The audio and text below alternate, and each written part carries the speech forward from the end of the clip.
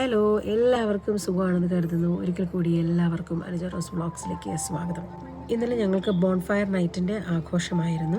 Bonfire നൈറ്റിൻ്റെ ആഘോഷത്തെപ്പറ്റിയും അതിൻ്റെ ചരിത്രത്തെപ്പറ്റിയും നമ്മൾ മനസ്സിലാക്കാനായിട്ട് ശ്രമിക്കുമ്പോൾ ഗൂഗിളിൽ സെർച്ച് ചെയ്യുമ്പോൾ നമുക്ക് കാണാനായിട്ട് സാധിക്കുന്നത് ഗൈ ഫോക്സ് എന്ന് പറയുന്ന ഒരു വ്യക്തി, ഒരു കോൺസ്പൈറേറ്റർ, കിങ് ജെയിംസ് വണ്ണിനെയും അദ്ദേഹത്തിൻ്റെ വെസ്റ്റ് മിനിസ്റ്റർ പാലസിനെയും നശിപ്പിക്കാനായിട്ട് ഒരു പദ്ധതി രൂപീകരിച്ചു.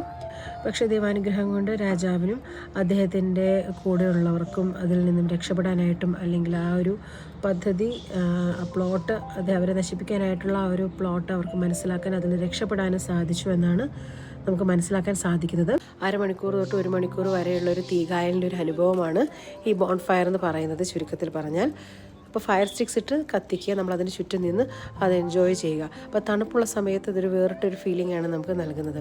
അപ്പോൾ ഈ ചെറിയൊരു വീഡിയോ എല്ലാവർക്കും ഇഷ്ടപ്പെട്ടെന്ന് വിശ്വസിക്കുന്നു. എല്ലാവർക്കും ശുഭദിനം ആശംസിക്കുന്നു. God bless you.